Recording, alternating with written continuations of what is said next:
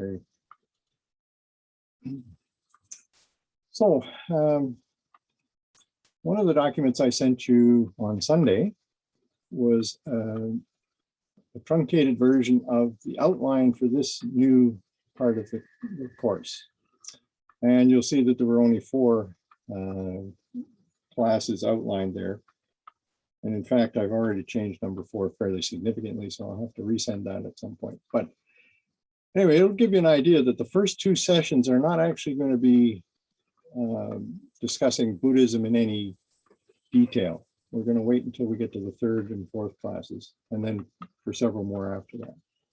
But there are some issues that I wanted us to talk about as Baha'is that we should start with.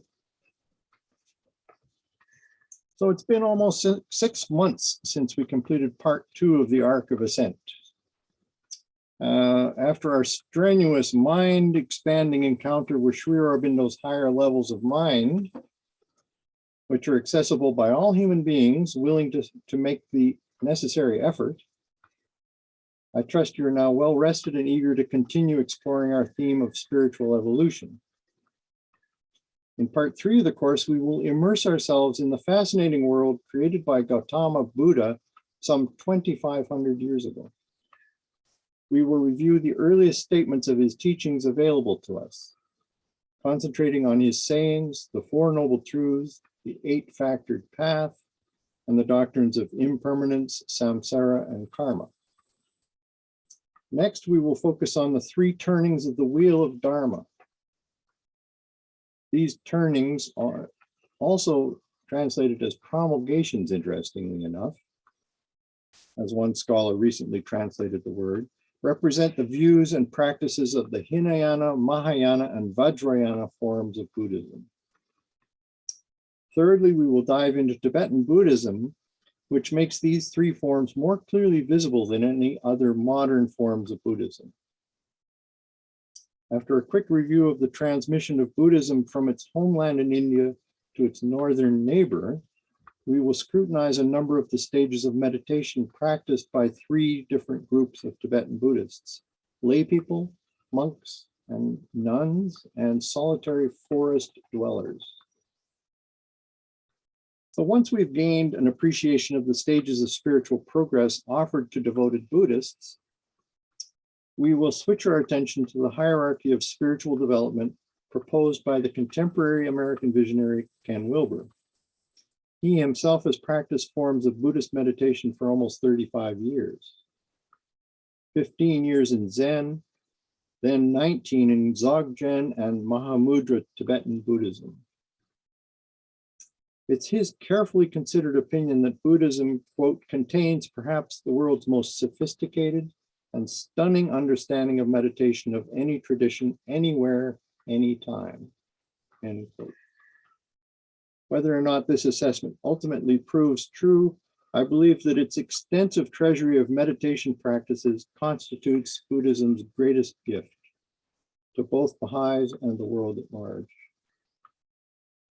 As I did with Aurobindo's Neo-Vedantic form of Hinduism, I intend to approach Buddhism and Wilber from a phenomenological point of view. In other words, I will attempt to describe these 2 comprehensive worldviews from as close to an insider's point of view as I can manage. As you will see from the course outline, I will confine my remarks on the Baha'i perspective on Buddhism to the first 2 classes, and then to one at the end of the section on this religion. And then I will reserve some critical remarks about Wilber's system until our final class. So before we proceed with Buddhism, however, I'd like to remind everyone of the Baha'i understanding of divine unity, how it relates to the manifestations of God, and their instrumental role in unveiling the trust of God within each of us. So in Gleanings, Baha'u'llah explains that when he uses the phrase divine unity, he is referring to the utterly transcendent essence of God. Well, I'm going to have to screen share from now on. Okay. I'm hoping people can see that. If you want to put your thumbs up, that would be handy. Yeah. Okay, good. And now I have to figure out who to ask. Now, did you say Durham was here, Linda? Yes, he is. Is he in the mood to read number 1 for us? He's smiling. Sure. All right. Yes, sir. Hi. Good to see you. Yeah. Regard thou the one true God as one who's apart from and immeasurably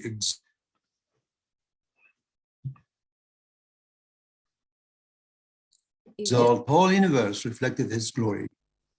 Sorry? You just froze for a second there. Oh. It's okay. Okay, this is the true meaning of divine unity.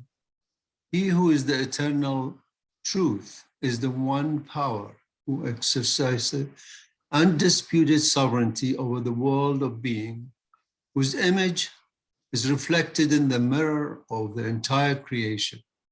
All existence is dependent upon him, and from him is derived the source of the sustenance of all things. This is what's meant by divine unity. This is its fundamental principle. Baha'u'llah gleaning. Thank you. So clearly the essence of God is forever exalted above any attempt to link its singularity to any form of multiplicity. Baha'u'llah is adamant that the essence can be understood as entirely independent of all created things. It cannot be found hidden within any single created thing or being or group of created things or beings. Margaret, would you be able to read number 2, please? Some, deluded by their idle fancies, have conceived all created things as associates and partners of God and imagined themselves to be the exponents of his unity. By him who is the one true God, such men have been and will continue to remain the victims of blind imitation and are to be numbered with them that have restricted and limited the conception of God. He is a true believer in divine unity who, far from confusing duality with oneness, refuseth to allow any notion of multiplicity to becloud his conception of the singleness of God, who will regard the divine being as one who, by his very nature, transcendeth the limitations of numbers. Baha'u'llah gleanings. Okay. So once this transcendent essence is fixed in our minds, although we won't understand it, Baha'u'llah adds an apparent exception to this divine unity, the manifestations of God. Baha'u'llah categorically proclaims that the essence of God and its multiple manifestations constitute a single indivisible reality. And that's what he's saying in number 3. Leslie, are you able to read 3? Sure. The essence of belief in divine unity consisteth in regarding him who is the manifestation of God and him who is the invisible, the inaccessible, the unknowable essence as one and the same. By this is meant that whatever pertaineth to the former, the manifestation of God, all his acts and doings, whatever he ordaineth or forbiddeth, should be considered in all their aspects and under all circumstances and without any reservation as identical with the will of God himself. This is the loftiest station to which a true believer in the unity of God can ever hope to attain. Blessed is the man that reaches this station and is of them that are steadfast in their belief.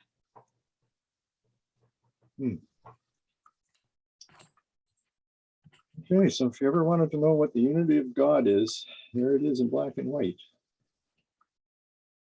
This passage reveals that all the acts and doings of the manifestations of God are identical with the will of God himself.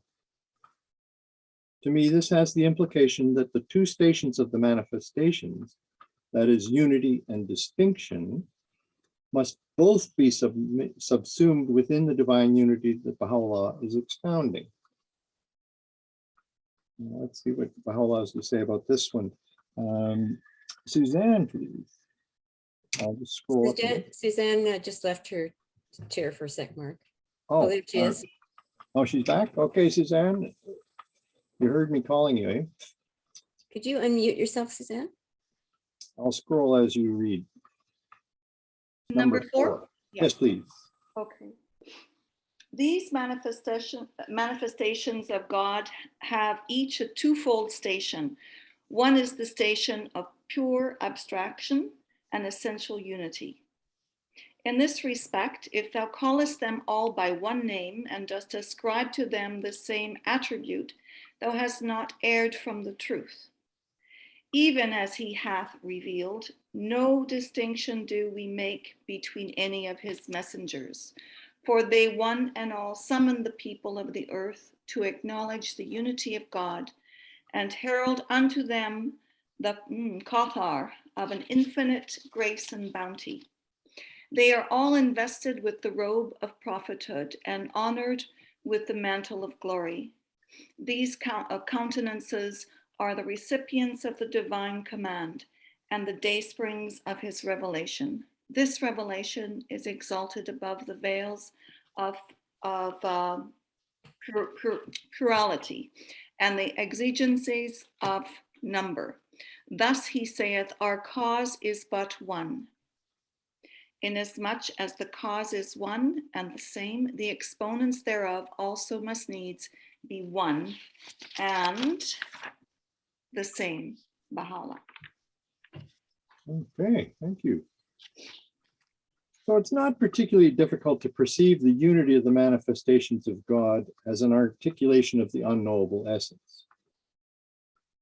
It's rather more challenging, however, to recognize their second station, that of distinction, as the expression of this same unity.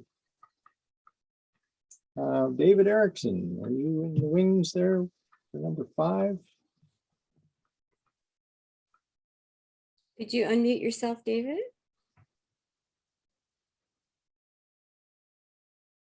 Sorry about that. That's No good. problem. The other station is the station of distinction and pertaineth to the world of creation and to the limitations thereof. In this respect, each manifestation of God hath a distinct individuality, a definitely prescribed mission, a predestined revelation, and specially designated limitations. Each one of them is known by a different name, is characterized by a special attribute, fulfills a definite mission, and is entrusted with a particular revelation. So as you well know, this station of distinction has been the primary source of conflict between the numerous revelations of divine unity over the millennia. Okay, so why don't we ask Belinda to finish this with number 6? And Yeah. number 6. Yeah, don't unmute. Okay. It is because of this difference in their station and mission that the words and utterances flowing from these well springs of divine knowledge appear to diverge and differ. Otherwise, in the eyes of them that are initiated into the mysteries of divine wisdom, all their utterance are in reality but the expressions of one truth. As most of the people have failed to appreciate those stations to which we have referred, they therefore feel perplexed and dismayed at the varying utterances pronounced by the manifestations that are essentially one and the same. From the Akon. Thank you. So in spite of these outward dissimilarities, as we have seen, Baha'u'llah assures us that all the acts and doings of every manifestation, whatever he ordaineth or forbiddeth, should be considered in all their aspects and under all circumstances and without any reservation as identical with the will of God himself.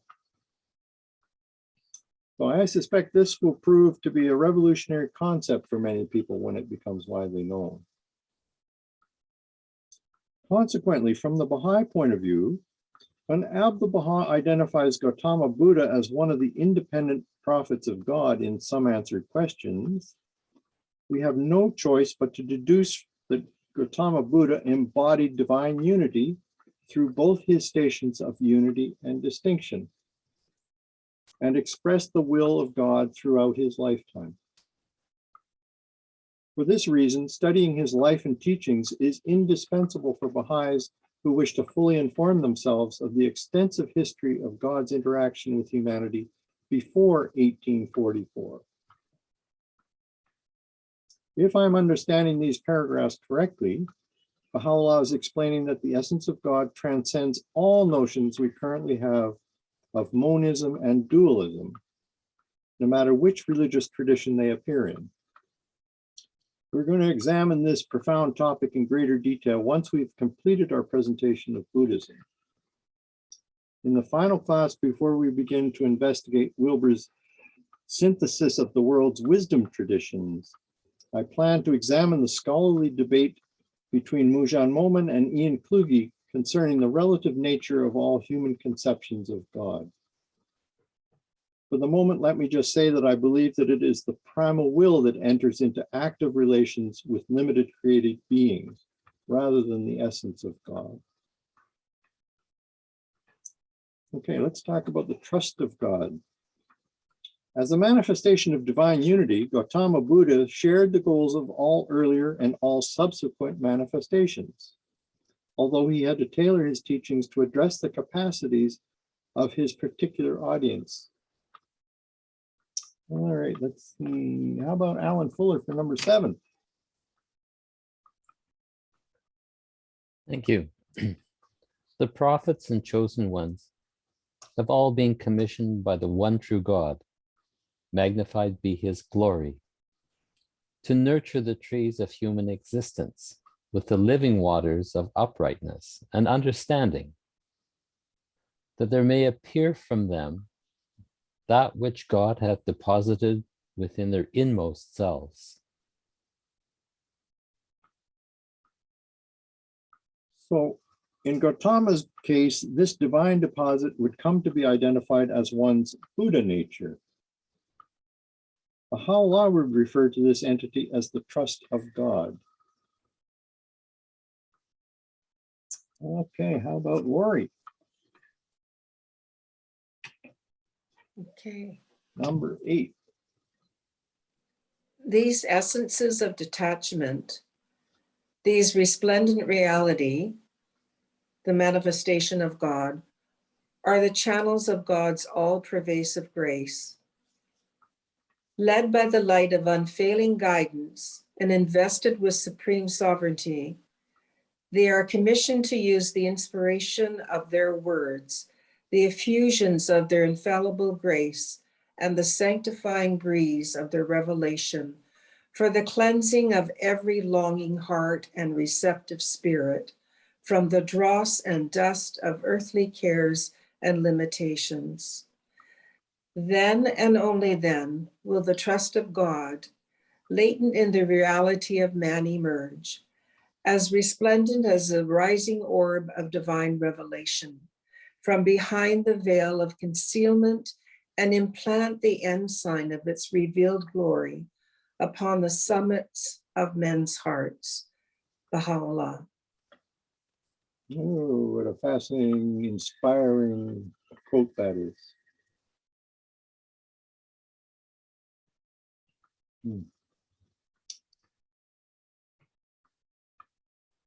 And here's a second passage that highlights the pivotal role of the manifestations of God vis-a-vis the unveiling of the trust of God. How about Heather for this one? I'll have to do some scrolling for you. Moreover, he hath in every age and cycle, in conformity with his transcendent wisdom, sent forth a divine messenger to revive the dispirited and despondent souls with the living waters of his utterance. One who is indeed the expounder, the true interpreter, inasmuch as man is unable to comprehend that which hath strained forth from the pen of glory and is recorded in his heavenly books. Men at all times and under all conditions stand in need of one to exhort them, guide them, and instruct and teach them. Therefore, he has sent forth his messengers, his prophets and chosen ones, that they might acquaint the people with divine purpose underlying the revelation of the books and the raising up of messengers, and that everyone may become aware of the trust of God, which is latent in the reality of every soul. Mhm. Mark, can I ask a question? You certainly may. You know, the phrase trust of God here doesn't have any capital letters. I noticed that. And the one in the previous quote did. Is one of them referring to the station of the manifestation and the other one referring to the human soul? Well, that might make sense. I'm wondering whether it's a typo, frankly, in this number 9. If you look at in number 8, we're talking about the trust of God latent in the reality of man. Now, you have to remember, though, that trust of God, if you look at it in Ocean or one of the other search engines, you will find that most of the occurrences of this phrase is a synonym for the manifestations of God. That's where it's used most often. But in these two particular cases, as far as I can tell, they refer to the trust of God placed inside individual human beings who are not manifestations. But the fact that one is capitalized and the other isn't, I'm not sure why that would be. To me, it should be the same in both cases. You know, Mark, I consider this a very serious problem theologically to understand this. In other words, it leads to arguments. The Gnostics in every tradition have been those who say, I don't think I need the manifestation myself because I have divine nature within me. So I'm going straight up to the top. Mm-hmm. Now, I think there are Buddhist versions of that view, Hindu versions, Jewish versions. So I think it needs to be cleared up. Otherwise, you know, the beat goes on and we have that problem again. That's why I was proposing, I wish it was more consistent, that the trust of God is our human potential, our human reality, small t. The trust of God with a capital T is very special. We shouldn't think that we can get to that station. Otherwise, why distinguish between the stations of reality? Why do we have more respect for what Baha'u'llah says than somebody who, you know, says something articulately? I think this is a very serious problem. Anyway, that's all I'll say. Sorry. Yeah. So we need to probably go back to the publishers of this compilation of gleanings and see how they would react to that. Is that something you want to try and do? Oh. You have a better relationship with the publishers than I do. It's Ingrid. You might also want to raise it to the House of Justice.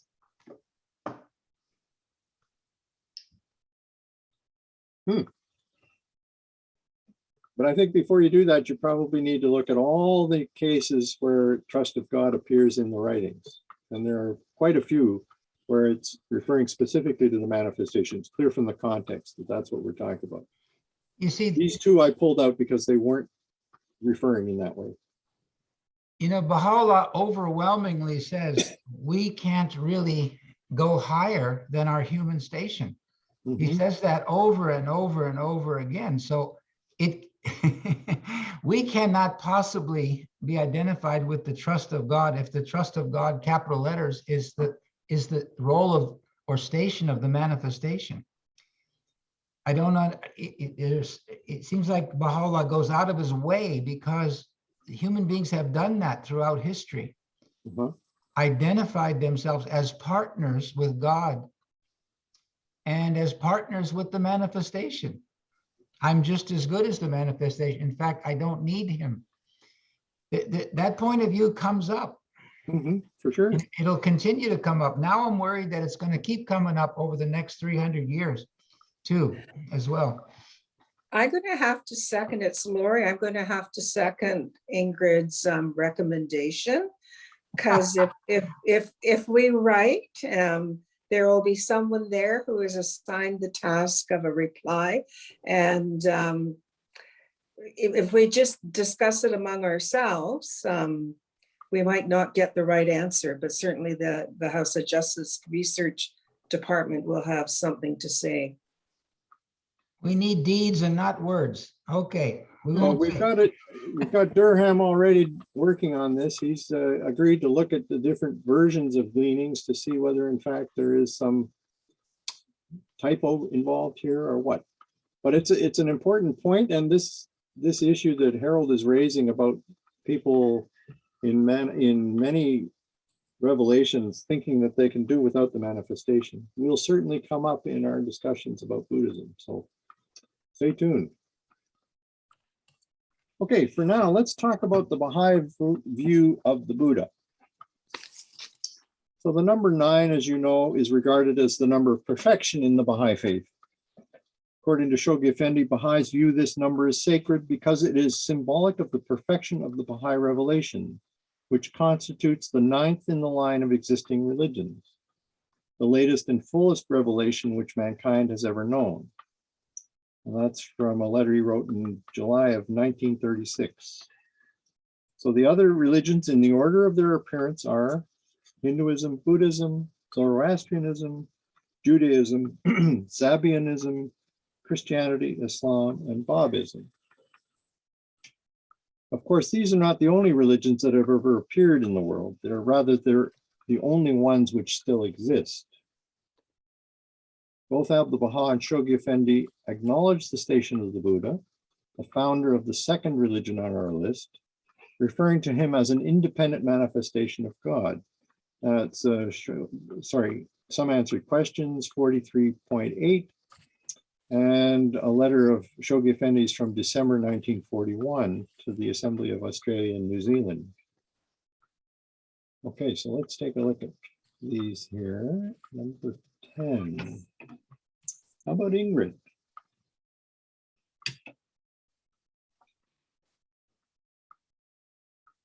You'll have to unmute yourself, Ingrid. Yep, Yeah. yep. Thanks. Question: to which category, independent or dependent, do Buddha and Confucius belong? The answer: Buddha also established a new religion. The founder of Buddhism was a precious being who established the oneness of God, but later his original precepts were gradually forgotten and displaced by primitive customs and rituals, until in the end, it led to the worship of statues and images. And that's Abdu'l-Baha in Some Answered Questions. So he also made the same point on several occasions during his extended stay in North America. I can give you the specifics from promulgation if you need them. This implies that when a person accepts Baha'u'llah's claim to be the most recent manifestation of God, he or she also accepts Buddha as a previous manifestation of God. In the same conversation with Laura Clifford Barney, Abdu'l-Baha went on to describe the gradual decline of all religions over time. Fatina, how about you? Is it Fatina or Fatina? Tina, could you unmute yourself, please? Yes. Here we go. Oh, am I pronouncing your name correctly or not? I see you're still muted. You're still muted. Sorry. There we go. There you go. Okay. Yeah. Sorry. My name is Fatina. Fatina. Okay. If you have difficulty saying it, you can call me Fatina. It's okay. I'll try to do it right. Okay. Okay. Oh. What number are we on? We're looking 11? at number 11, if you wouldn't mind. Sure. While the passage of time, their original precepts are altered, their underlying truth entirely vanished, their spirit departs, doctrinal innovations spring up, and they become a body without a soul. That is why they are renewed. Our meaning is that the followers of Buddha and Confucius now worship images and statues and have become entirely unaware of the oneness of God, believing instead in imagery gods, as did the ancient Greeks, but such were not their original precepts. Indeed, their original precepts and conduct were entirely different. Abdul Baha, some answered questions. Okay, thank you, Fatima. You're welcome. Good job. Thank you. So, in other words, the religion of Buddhism as it is practiced today has lost sight of the Buddha's original teachings. But even so, Abdul Baha recognized that the candle of Buddhism is still shining, as he put it. So that's in a passage from Promulgation. So let's see if Bill could read that one for us. Mark, I've got a little question for Oh, you. sure, go ahead. Maybe you were going to discuss this later, but these judgments of Abdul Baha are potentially offensive to Buddhists. Like if I were a Buddhist and I read this, isn't there a possibility for offense there? Absolutely, there is. That's bothered me a lot. Fortunately, Mujan Momen has some wisdom for us on this subject that we will get to. I'm not sure if it's tonight or next week, but we will definitely face that head on. Okay. So we are on number 12. Yeah, please. We have investigated reality and found that these holy souls, Abraham, Moses, Zoroaster, Buddha, Jesus, Muhammad, the Bab, and Baha'u'llah, were all sent of God. All of them have sacrificed life, endured ordeals and tribulations in order that they might educate us. How can such love be forgotten? The light of Christ is evident. The candle of Buddha is shining. The star of Moses is sparkling. The flame ignited by Zoroaster is still burning. How can we deny them? It is injustice. It is a denial of complete evidence. If we forsake limitations, all will become united, and no differences will remain to separate us. So how can we deny them? Which is coming right back to Jack's point. So likewise, Shoghi Effendi wrote that the Buddha was a manifestation of God, like Christ, but his followers do not possess his authentic writings. This will come as unwelcome news to Buddhists. But let's take a closer look at what authentic means here. Okay, so that's 13, and I'm hoping that Joey will read this one for us.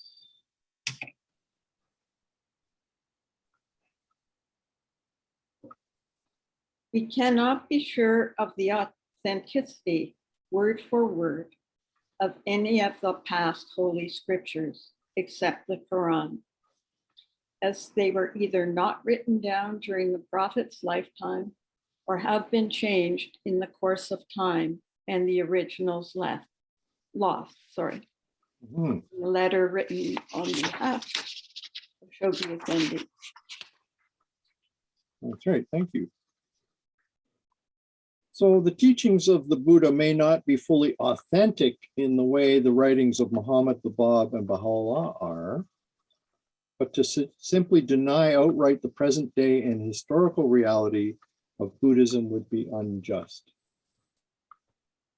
In his book of Certitude, the Kitab-i Khan, Baha'u'llah states that it would be a gross injustice to God to say that the scriptures of a religion have been completely lost or irretrievably corrupted.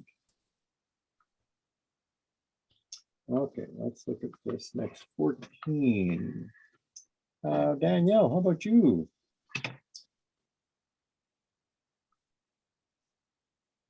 When the manifestation departs, only the scriptures are left to continue the teachings and guidance that the manifestation brought.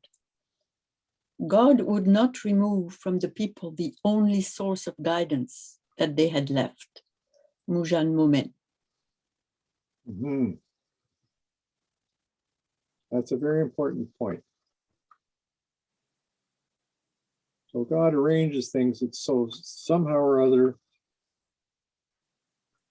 the gist of the writings, if you like, are made available so that we have something to continue to feast on for centuries and centuries until the next manifestation of God comes.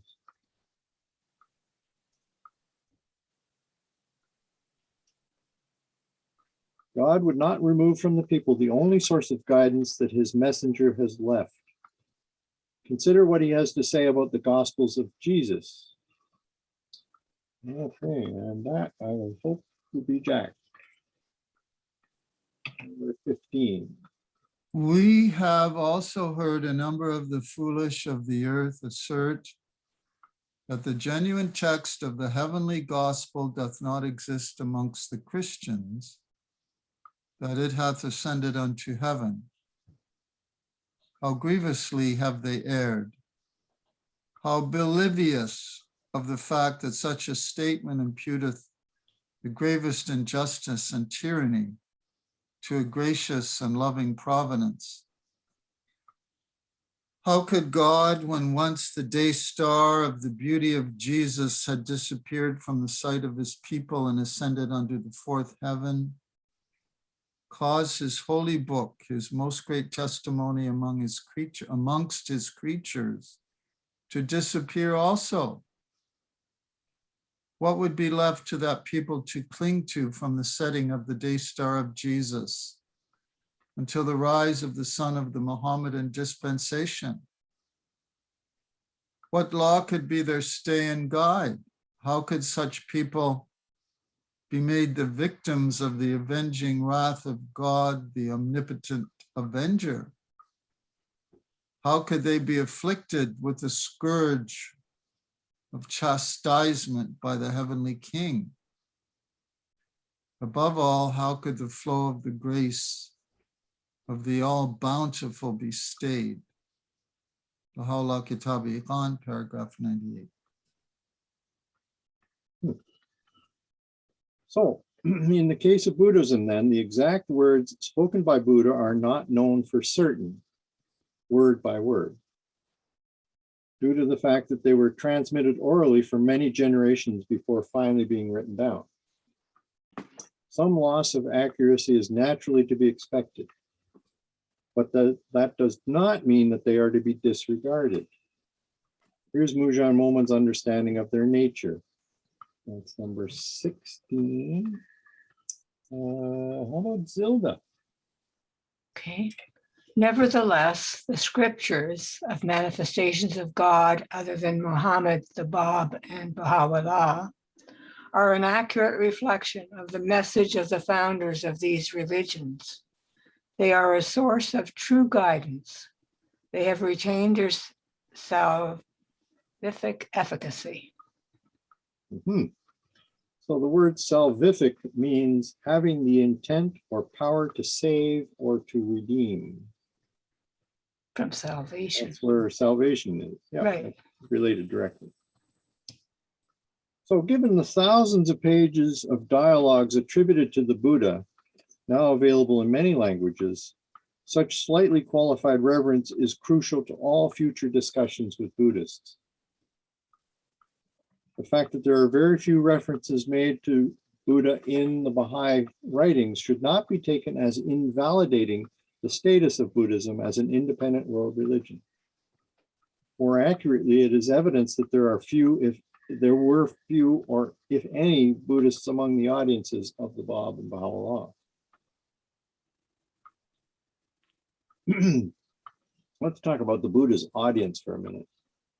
Myron Henry Phelps, who lived from 1856 to 1916, was a New York lawyer and religious writer. He was known for his interest in Buddhism and studied and wrote about the Baha'i faith. Phelps had a secret spiritual marriage to Miranda de Souza Canavaro, a wealthy American socialite who was married to the Portuguese ambassador to the Sandwich Islands. She was the first woman to convert to Buddhism on American soil in 1897. Phelps and Canavero visited Abdu'l-Baha in Akka and stayed with the master for over a month, questioning him extensively about the Baha'i faith. The visit was largely cordial and fruitful. In 1903, Phelps wrote and published a biography of Abdu'l-Baha dedicated to Canavero called Life and Teachings of Abbas Effendi.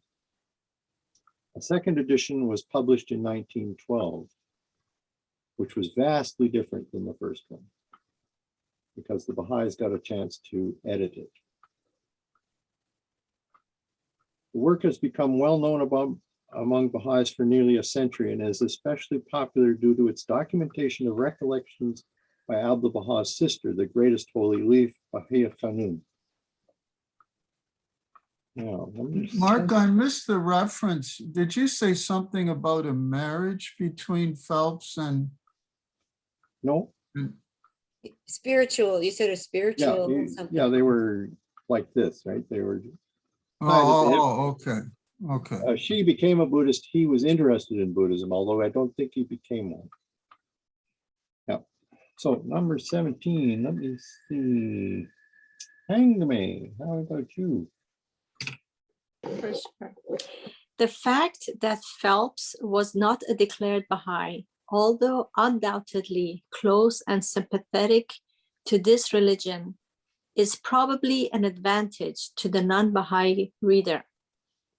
Here is an educated man attracted to this faith, but not specifically an adherent, simply writing out the best way he knew what he had learned and witnessed. His book has the same status as all other pilgrims' reports, subjective accounts which returned pilgrims are welcome, even encouraged to share, but which necessarily cannot be regarded as authoritative if one wishes to go seriously into the teachings.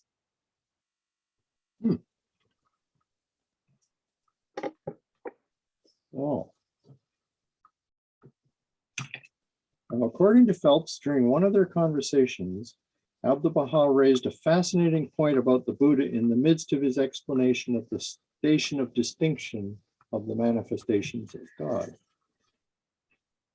Okay, this is a very interesting passage. Number 18 goes to Sylvie, if you're down.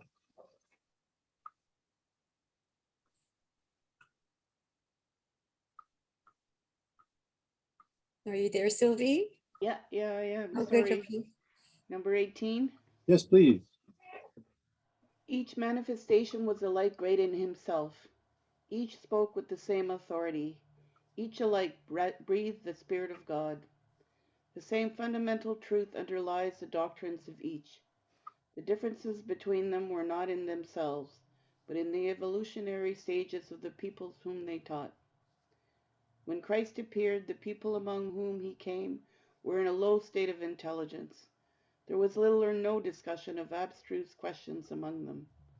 Buddha, though earlier, came to a part of the world where civilization was much more advanced, which was ripe in philosophical and metaphysical speculations. Muhammad found wild tribes and hordes of uncivilized barbarians. Myron Henry Phelps, Life and Teaching of Abbas Effendi.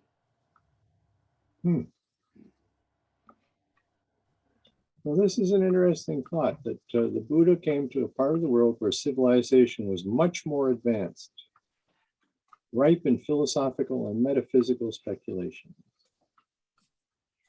This puts Buddhism in a significantly different perspective than if we concentrate only on Abdu'l-Baha's remark about the inauthenticity of Buddha's teachings. Plus, it provides us with a new reason to investigate his teachings, since they were designed for more philosophically, ethically, and religiously advanced people than the audiences of Jesus and Muhammad. Perhaps they can help us as we struggle to shed our 21st century materialistic bonds. Then let's go to the idea of the fifth Buddha. Another solid reference to Buddhism occurs in Shoghi Effendi's history of the early days of the Baha'i and Baha'i faith. God passes by. There, Baha'u'llah is said to be the fulfillment of Buddhist prophecies concerning the fifth Buddha, Maitreya Buddha. Although all Baha'is know of this prophecy of the Buddha, they have rarely had the chance to read the passages from his writings, well, his talks really, that record the Buddha's prediction. Fortunately, Mujan Momen makes these available to us in his 1995 book called Buddhism in the Baha'i Faith. That's number 19. So, Mary, how about you?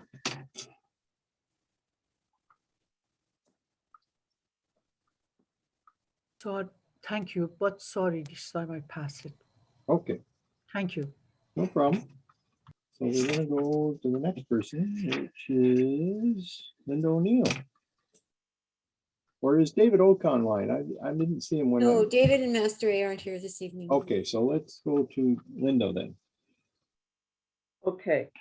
At that period, brethren, there will arise in the world an exalted one named Maitreya or Maitreya, Arahat, fully awakened, abounding in wisdom and goodness, happy, with knowledge of the world, unsurpassed as a guide to mortals willing to be led, a teacher for gods and men, an exalted one, a Buddha, even as I am now. He by himself will thoroughly know and see, as it were, face to face, this universe with all its worlds of the spirits, its Brahmas, heavens, and its Maras, hells, and its worlds of recluses and Brahmins, of princes and peoples, even as I now by myself thoroughly know and see them. So I should just make mention of this Maitreya.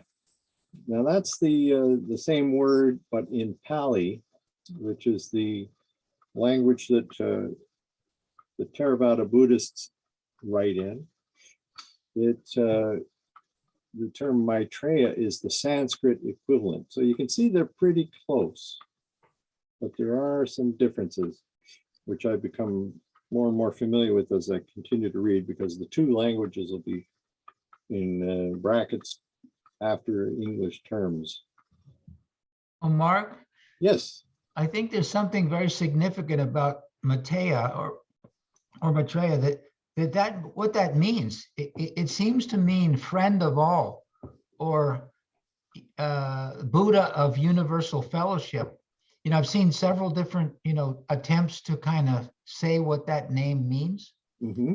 And I think names are significant.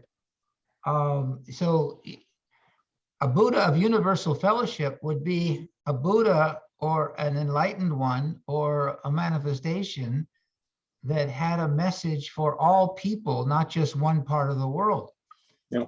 A Buddha of universal fellowship. So, anyway, it looks like that points more to the current era. And Maitreya is a very exciting name, I believe. I did a similar thing with names like, the Return of Krishna. I'm blocking on the name suddenly, Kalki. But anyway, so that name would look like it points to Baha'u'llah, right? At least to me, yeah. Mm-hmm. Well, there's a more direct reference. I don't know, Mark, if you've got it in your references, Buddha Amitabha, the Buddha of infinite light. It's got the word Baha right in it. Exactly right. It's got the word Baha right in the name. You couldn't get it any clearer. It's true. So in this passage that we just read, the Buddha is proclaiming the coming of a future Buddha. Because the Buddha was himself the fourth Buddha, the one he is describing would be the fifth. Here is the Buddha's response to a question about the future Buddha from one of his own disciples, Sariputta. Now, this has got some weird names in it, so maybe I should give that to, oh no, sorry, I was going to give it to Jennifer, but Marie is next. I know how Jennifer loves these weird words. Okay, reading number 20. The hero that shall follow you as Buddha, of what sort is he? The account in full I fain would learn. Declare to me, thou seeing one. Gautama Buddha replied, I will tell you, Sariputta. Pray lend your ears, for I will speak. In this auspicious eon, 3 leaders have already lived, Kakusanda, Kanagamana, and also the leader Kassapa. The Buddha Supreme, now am I, but after me Maitreya, or Maitreya, comes. Before this auspicious eon runs to the end of its years, this Buddha then, Maitreya by name supreme, and of all men the chief. The Buddha, Anagata Vamsa. So eon is a tricky word with 3 vowels in a row, but it's a very, very long period of time, thousands of years. So a Baha'i by the name of Jamshid Fozdar wrote a book called Buddha Maitreya Amitabha Has Appeared. And it's quite a long one, about 500 pages. He identifies the 3 previous Buddhas. So let's go back up here. Kakusanda is most likely the historical Ramachandra or Rama. The second one, Konagamana, sorry if these are not something I've heard of before, may possibly be the historical Manu. The Laws of Manu is a famous book. It's still in existence, actually. And Kassapa is most likely the historical Krishna. So in another passage, the Buddha compares the size of the future Buddha's audience with that of his own. Let me see. Okay, so this one's for Jennifer. The truth, nor the Dharma, lovely in its origin, lovely in its progress, lovely in its consummation, will be Maitreya Buddha proclaimed both in the spirit and in the letter. The higher life will be made known in all its fullness and in all its purity, even as I do now. He will be accompanied by a congregation of some thousands of brethren, even as I am now accompanied by a congregation of some hundreds of brethren. The Buddha. So there's the ramping up of the size of the crowds. I don't think just saying it's 10 times as large is something we need to worry about, but the fact that it's a much larger audience, as we said earlier, that it's probably not restricted to any one group of people is implied in this.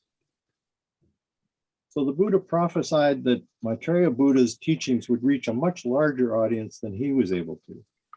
In actual fact, Baha'u'llah's audience is worldwide. Baha'is believe that Baha'u'llah didn't just fulfill the Buddha's prophecies. They claim that in addition to the Maitreya Buddha for the Buddhists, he is also the expected Messiah of the Jews, the awaited return of Christ for both Christians and Muslims, the Seoshyant for the Zoroastrians, also known as Parsis, and the Kalki avatar for the Hindus that Harold mentioned a bit. Well, 178 years after its founding, the Baha'i faith is already a worldwide religion with communities in every part of the planet consisting of all the races and nations of humanity. So in that sense, it is significantly larger than the audience that the Buddha had in his lifetime. So let's mention the idea of the Buddha, the Dharma of the Buddha. The Buddha asserted that his teachings, which he called the way, which is Dharma in Sanskrit, Dhamma in Pali, or the middle way, are eternal. If that is indeed the case, why don't Baha'is simply follow the Buddha's Dharma? The answer is we do and we don't. We do follow the Buddha's Dharma in the sense we explained a few minutes ago. The manifestations of God possess 2 stations, that of essential unity and that of distinction. From the perspective of their essential unity, Gautama Buddha is Baha'u'llah. In this respect, the Buddha's Dharma and Baha'u'llah's cause of God do not contradict each other. But in a different sense, we don't follow the Buddha's Dharma. When we compare their stations of distinction, Gautama Buddha and Baha'u'llah are different individuals who interacted with humanity some 2,500 years apart. In the intervening centuries, mankind has progressed tremendously. For this reason, the social teachings suited to the Buddha's time are no longer appropriate for the world in Baha'u'llah's time. The Baha'i writings clarify that every religion is composed of two types of teaching. Spiritual teachings deal with subjects such as the nature of God or absolute reality, ethics, morals, the existence of a self or soul, and life after death. These typically change very little from one manifestation's dispensation to another. Social teachings, on the other hand, vary considerably since they address the needs of the audience facing the individual manifestation. In the time of the Buddha, men and women were required to labor hard for long hours in order to extract a livelihood from the earth. That meant that society could only support a few people in the time-consuming tasks of being literate, studying the holy writings, and devoting themselves to religious matters. Okay, one last person. Harold is the last one here. Number 22. Okay, this is from Mujan Momen.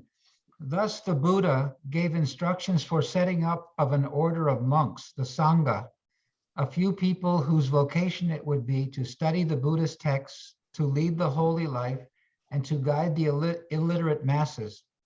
Furthermore, the world in which the Buddha lived was a relatively small, circumscribed area and would remain so for centuries after. So there was no need for the Buddha to give detailed instructions for social organization and interactions. He largely contented himself with giving instructions for the conduct of the monkhood. Mark, can I comment on this? Sure. You know, it sounds sacrilegious to say I disagree with Mujan Momen, but I disagree with Mujan Momen. You know, this is actually, his interpretation is that the Buddha didn't teach, didn't give guidance for the development of a civilization.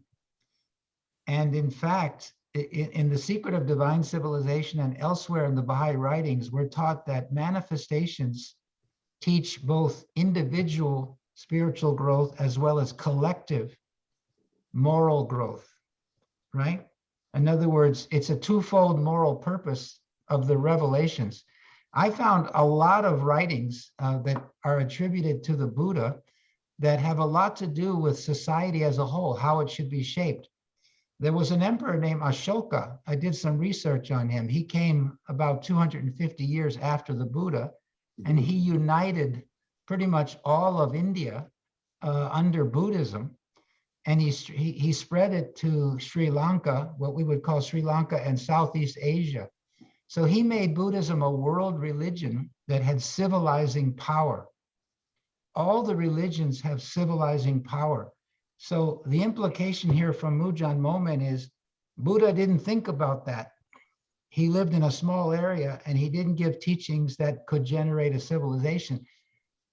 He didn't say that directly, but anyway, so I disagree with the implication that Buddha didn't provide guidance to develop a large-scale civilization. The evidence that he did is that Buddhism spread all across Asia and encountered more cultures than probably any other religion, maybe with the exception of Christianity.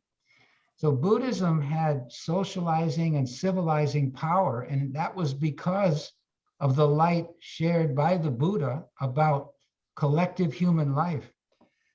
I can read a few quotes of things that he said that have all enormous social implications, but I don't want to take up time. I'm just adding to what Mujan Momen says. If he focused on the monkhood or the Sangha, yes, but he said a lot of other things in texts like the Hitopadesa and other Mahayana texts that really cast a lot of light on social development. I think Harold's right about this, Mark. I think Mujan has and I don't disagree with him often, but I have in the past. I think this is overly telescoped, that he confined his teachings to the Sangha, to the monkhood. That probably is a development that monks themselves originated later on. I think this is a bit too telescoped when he says he largely contented himself with giving instructions for the conduct of the monkhood. I think that's a later development that happened. And I would agree with Harold in his remarks, although I'm not sure to what extent those social implications really happened in Buddhism. But anyway. Well, I would just say one thing about what you just mentioned, Jack, and that is that the monkhood was actually working during his own life. He gave instructions specifically to the monks and nuns, extensive instructions. So they're all available for us to read at this point. So that was a living phenomenon before he passed on. And he saw that that was really where the future Buddhists were going to spend most of their time. Yeah, but weren't they just disciples, the so-called monks? I mean, we shouldn't think that they were living in organized communities with rituals. I mean, surely they were in some cases. They were. During the lifetime of the Buddha, when Yes. he was wandering and teaching? Yep. That started very early. It got very big. Some of those orders got quite big, several hundred, you know.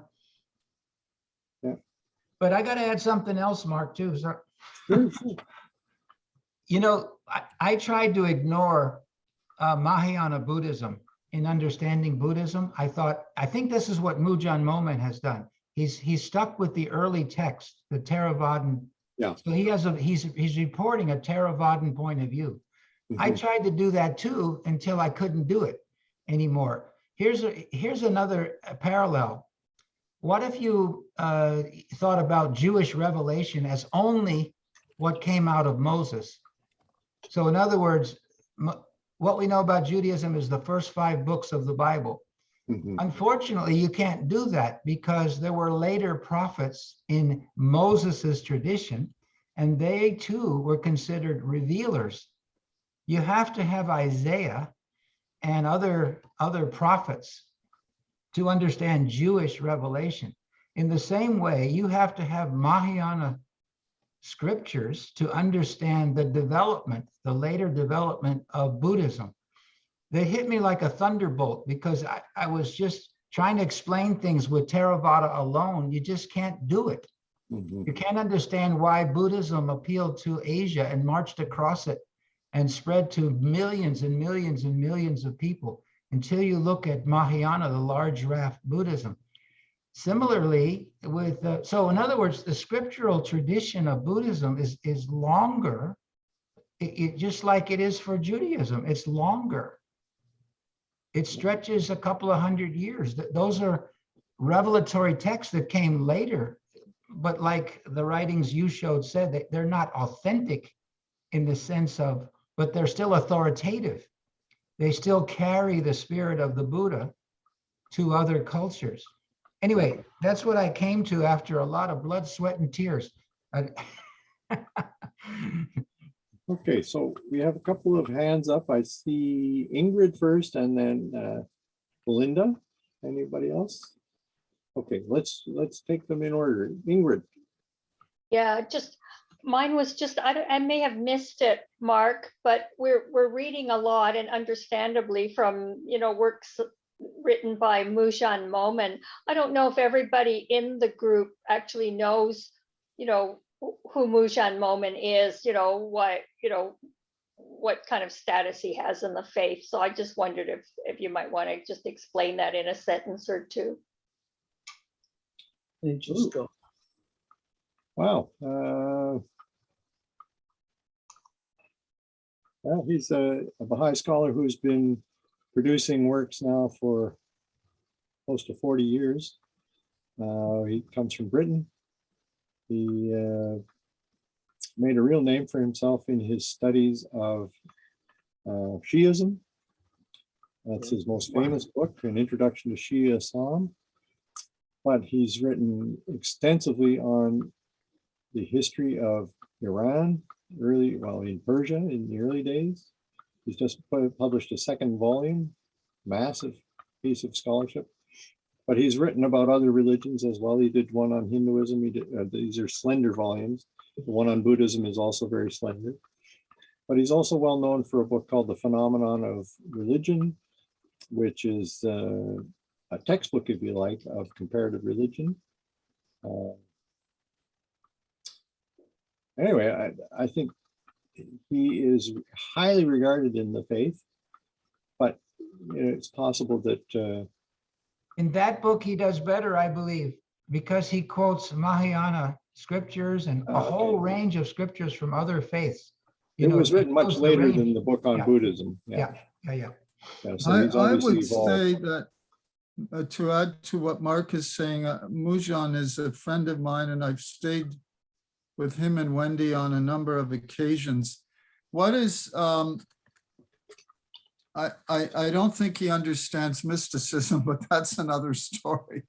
But he is unique in this sense that he can do it all. He can do translations, he can do theology, he can write Baha'i history, he can do it all. And that is unlike most scholars, including myself, who specialize, or Harold or Mark, who specialize in certain areas. But Mujan he's all across the board. He's won prizes for, and as Mark has mentioned, he's my own professor, Professor Pummer, highly praised his book on Shia Islam and said that it was become the sort of the standard work for the study of Shiism. So yeah, that's to me the amazing thing about Mujan, is that unlike other scholars who concentrate in one area, he can do everything, translations, he does theology very well.